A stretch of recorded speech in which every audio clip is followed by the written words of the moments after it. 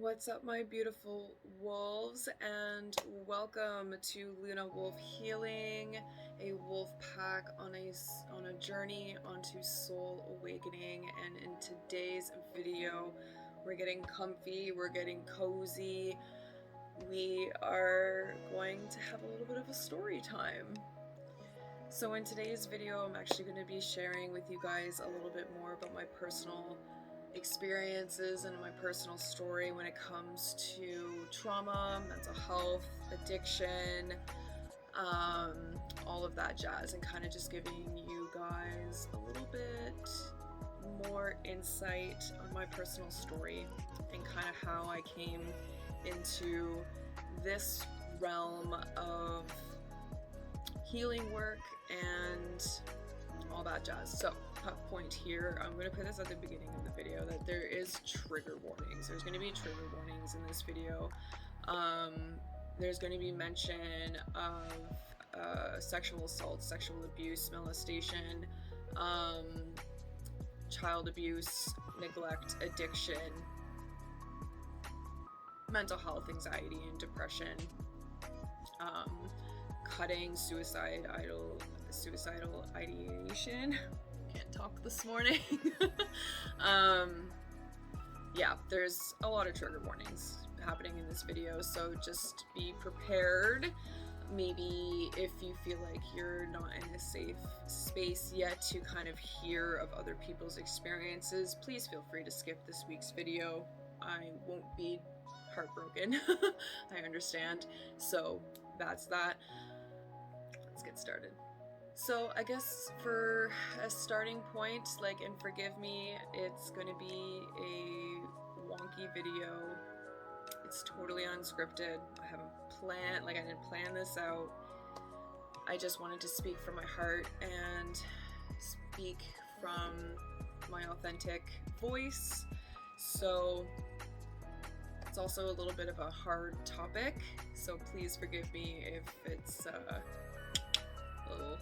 little cray cray of a video. So I guess I'll start with the video with kind of a bit of a timeline, I guess, of some of the experiences that I've had, and then I'll get more in depth as we go. So I am currently 29 years old, and I am an only child, kind of. I do have a half brother who is, I believe, 14 years older than me. So see, clearly we don't have a good relationship with each other. So I grew up mostly with it just being my parents and myself. We did not have a large extended family. I grew up mostly knowing my immediate grandparents and a few aunts and uncles. I grew up in a lower middle class family. We lived in rentals until I was 8, when my parents bought their first condominium. We didn't get to go on big family vacations or anything like that. We would go camping once a year. Yeah, we weren't poor, but we weren't well off either, you know what I mean? It was just kind of just middle ground. My parents often struggled with money, and it was something that I heard a lot of growing up. I did go to a Catholic school all throughout elementary, all through high school. Religion did not ever sit well with me. But anyways, that's for another video. And yeah, so that's just a little bit of the general demographics, I guess you could say. Now, my first traumatic experience, I guess you could say, happened when I was about 6 years old. I was living with my half-brother at this time. Unbeknownst to me, obviously, he was dealing with mental health issues at the time. And long story short, I was sexually molested by my half brother. He immediately moved out of the house. It was a kind of a, I mean, there were some weird things that happened before that, but not actual touching, but like as soon as that one incident happened, he got kicked out of the house. I did not see him again. So this happened when I was 6. I did not even see him again until I was 16. Yeah, so that was really hard. I just remember like it's really hard for my mother specifically because this is her son. So there's been a lot of interesting conversations that's happened over the years because of this scenario. We are at a point where like my brother is not anywhere in my life, nor will he be, and my mother's understanding and accepting of that, and I'm understanding and accepting of the fact that she wants to have some form of relationship with her son. So we have created boundaries that's taken years and years and years and years and years to be able to cultivate and feel safe in. So that was kind of also a part of it, right? Where when I was younger, I didn't fully understand my mother's issue, I guess. But I mean, I could only imagine being a mother and having one child do that to my other. So that was kind of my first experience with that. And then my growing up in my early childhood, other than my experience with my brother, not too many like big things came into play, but both my parents are addicts to alcohol. They're both alcoholics, and especially my mother, she has more of an issue than my father, and this did happen when I was a child. It was I was more of like obviously like a witness to it, and I didn't fully understand what was happening at the time, but a lot of things that like kind of happened because of it would be me basically kind of raising myself. Like I made my own breakfasts in the mornings because my parents would be in bed until later in the day. I would often entertain myself, and especially again because of me being an only child, like I literally had no one but me and my stuffed animals to kind of spend time with. And so my friend group became extremely important to me at a young age, and so my kind of next bout of trauma or struggles in my life happened when I moved schools in the 3rd grade. So in the 3rd grade, there was a huge shift in social what's acceptable and what's expected in your social groups.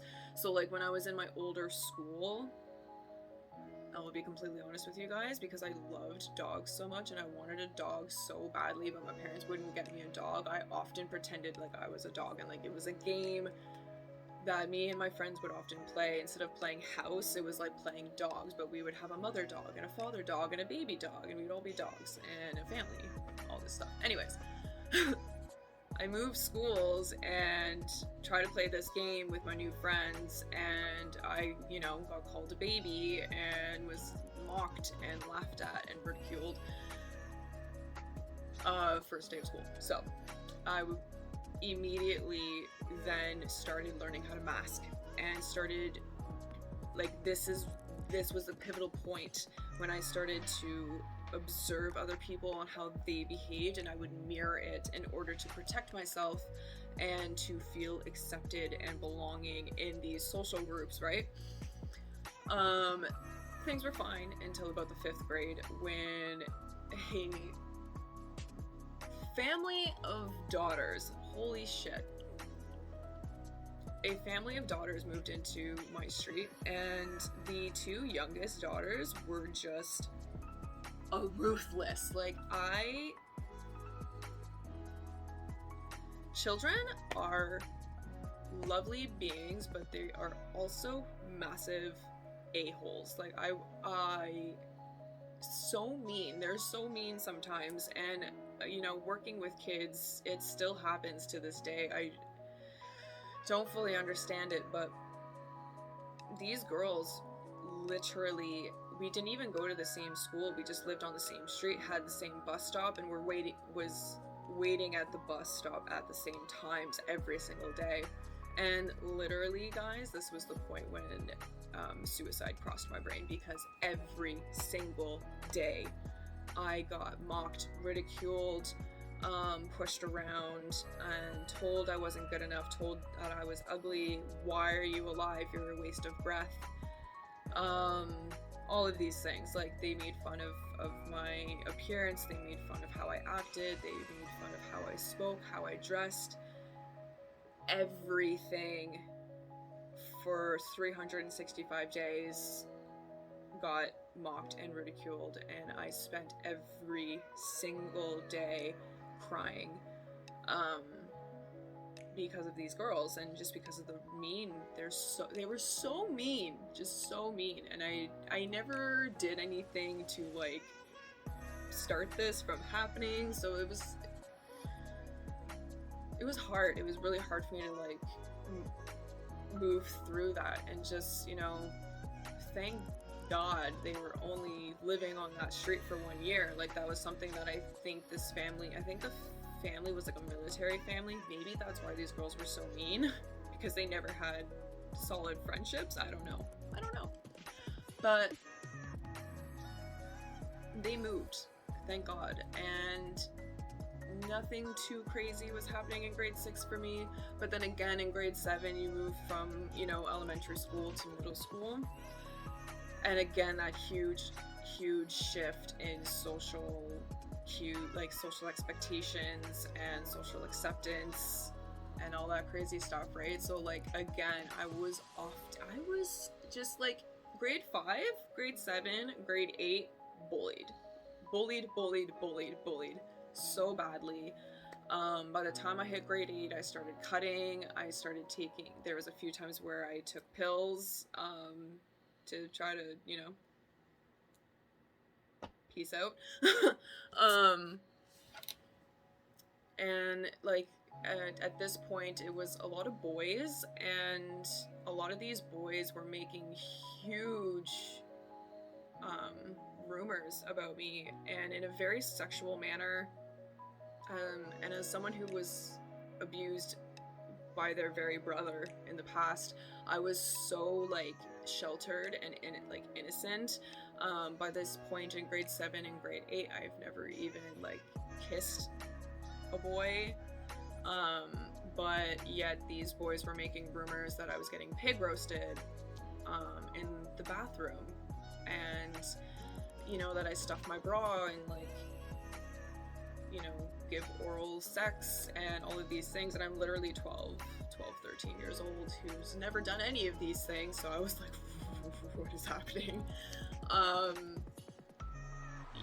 So it was just not a fun time.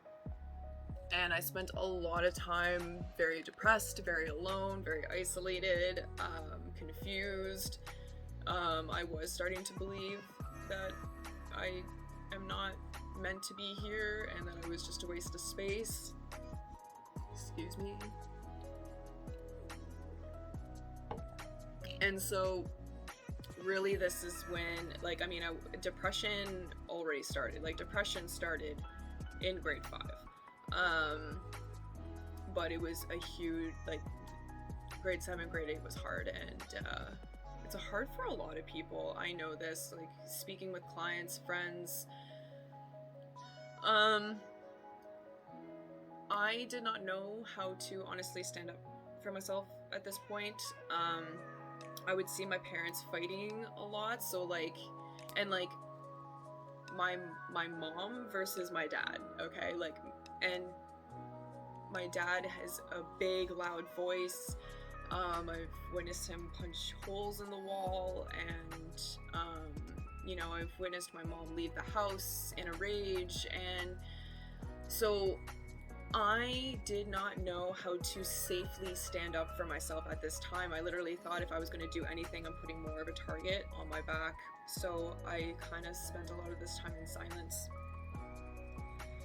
And this happened until the summer between grade 8 and grade 9, when I met my first boyfriend. And we actually were together for 6 months, which is like a crazy long time when you're 13 years old and it's your first boyfriend. So like, good job for us. But anyways,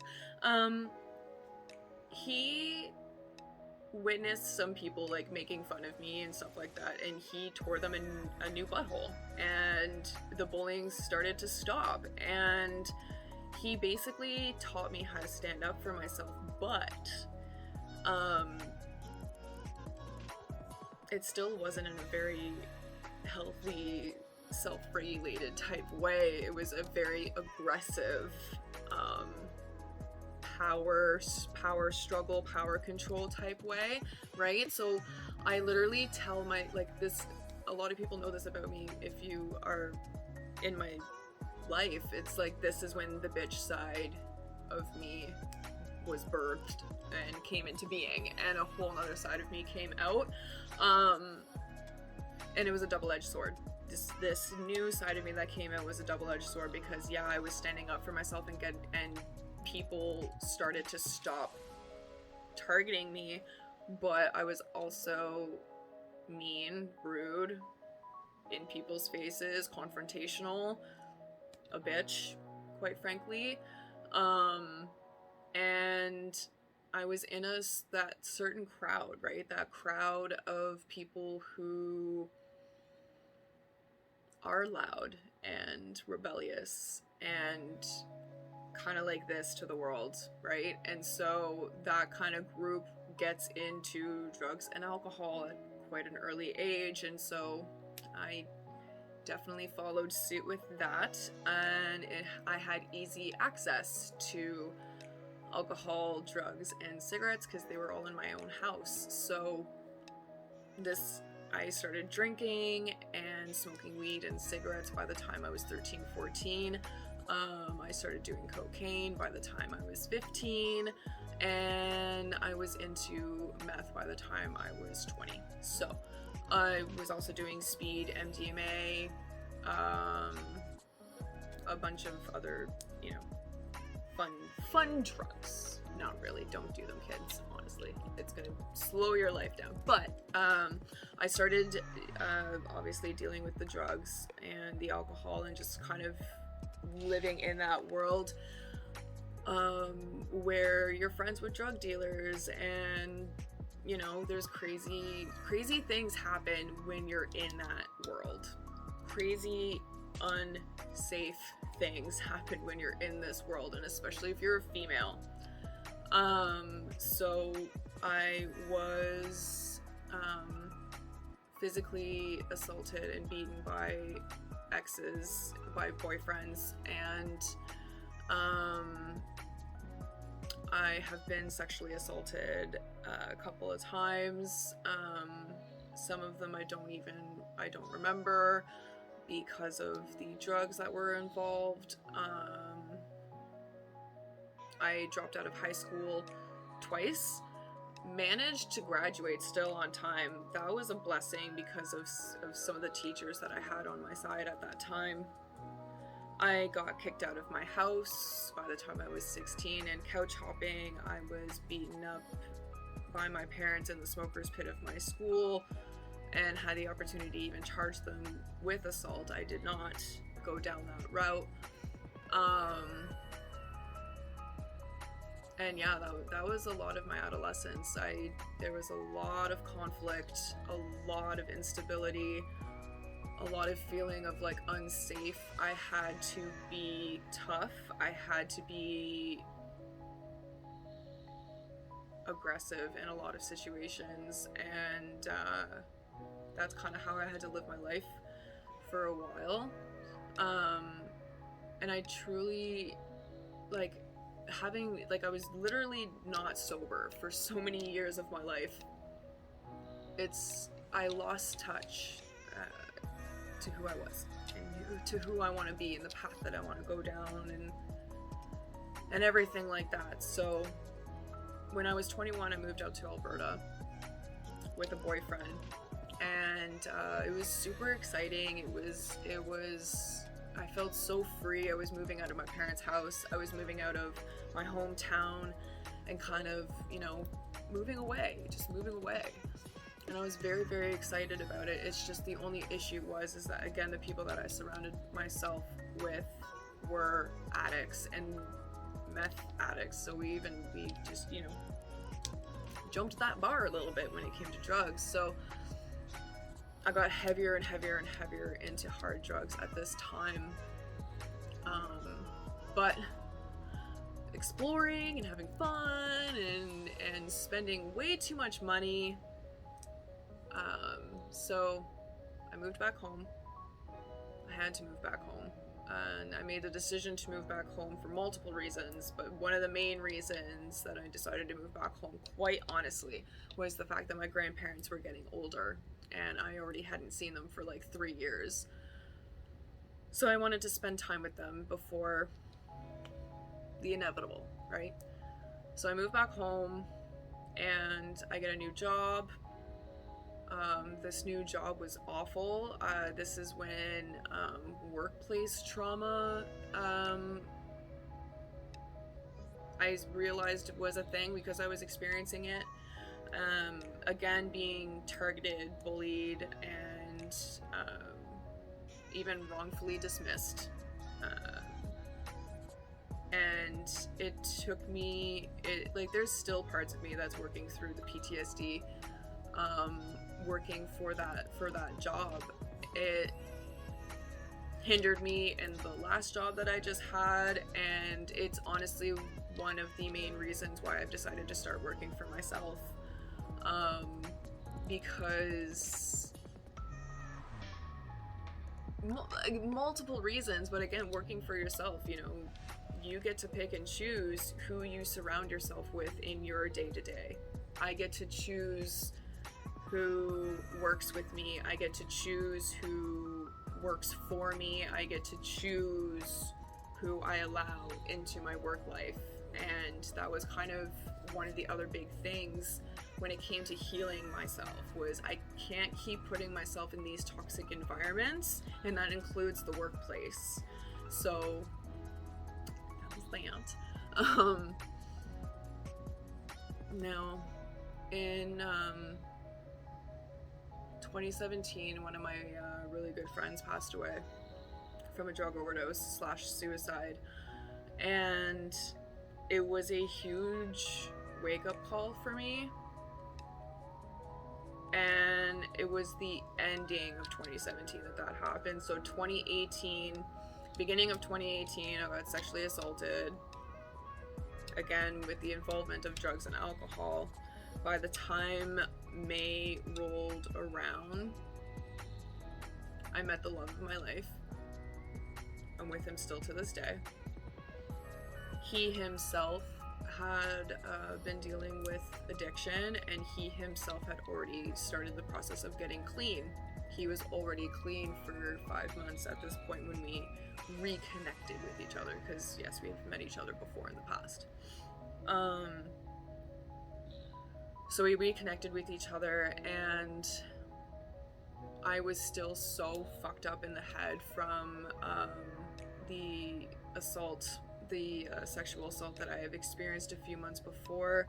I was going down a very dark tunnel, I guess you could say. So for the first time ever, I got onto antidepressants to help me work through that. And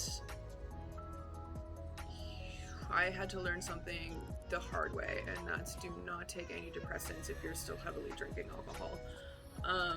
I continued to get blackout drunk often, and I again put myself in a very dangerous situation where I was blackout drunk and left the group that I was with with no phone, no shoes, in a neighborhood that I had no clue about.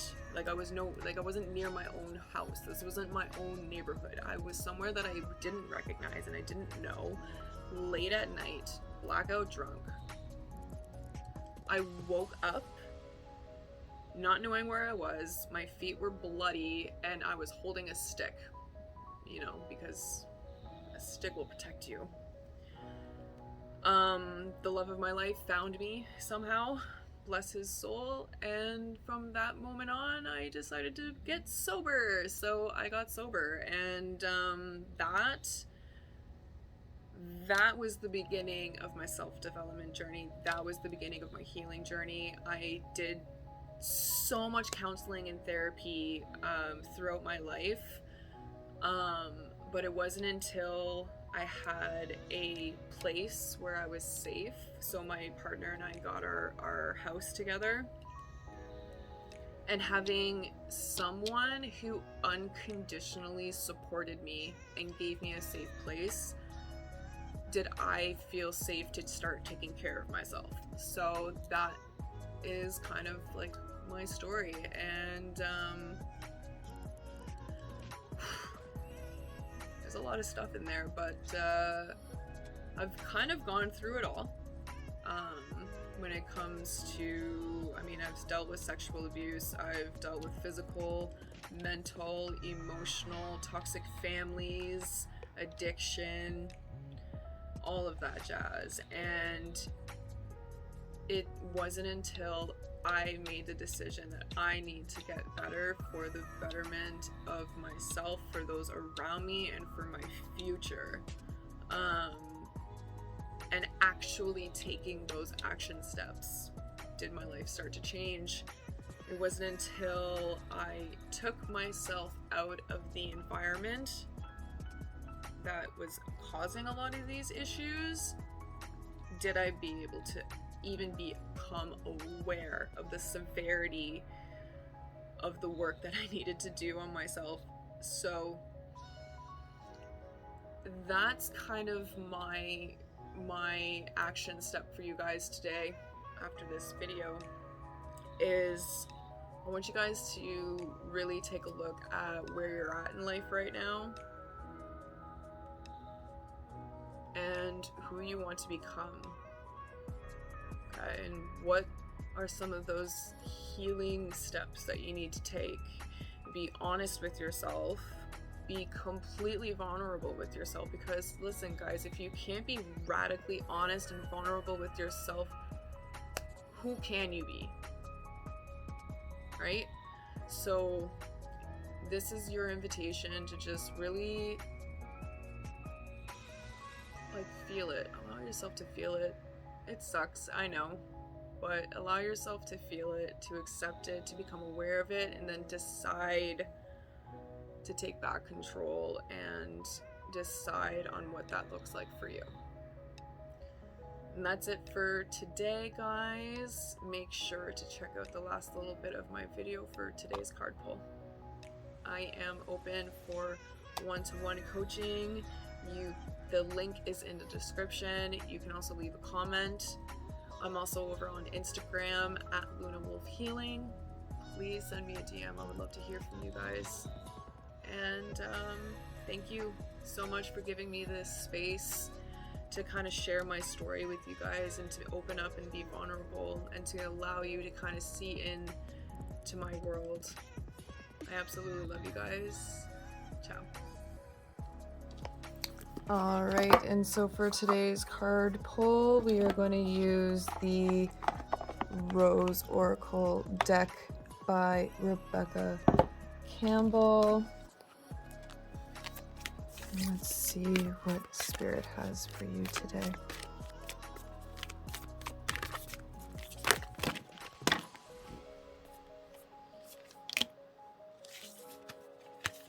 Codes of the Seeds.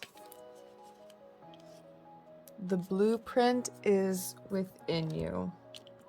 Take next steps.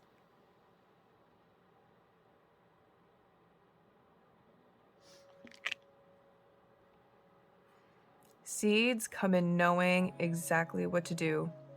Within them, they hold the potential of entire forests and rose gardens. Seeds have within them an intelligent timing that's connected with the intelligence of the cosmos. We're all seeds, future forests and gardens waiting to be born. We each hold the codes of a new humanity within us. Change is our natural state. Seeds must be buried in the darkness before they can bloom into the light. Seeds can't even begin to bloom without embracing the fertile void of the winter soil. They can't flower without outgrowing the constraints of the bud. They can't bear fruit without releasing their beauty to the earth and letting go of everything about them that captivated others. This card delivers the message that within you, you have all you need to create what you're destined to create, to move through everything that life delivers, and to navigate your way through any terrain. The blueprint has always been seated within. Trust that you have within you the codes for the most glorious rose garden waiting to bud and bloom. Trust those codes. Remember that blueprint. All you need to do now is take the next step, and tomorrow take the next. If you continue taking baby steps each day, on a day not too far from today, you'll look back and discover the most breathtaking garden of roses all around you. And then fruit will follow. Today, just take the next step. You know what to do. The blueprint is coded within you. Your soul inquiry for today is, what's your soul calling you to do? And what's one baby step you can take? Thank you for watching, everyone. See you next week.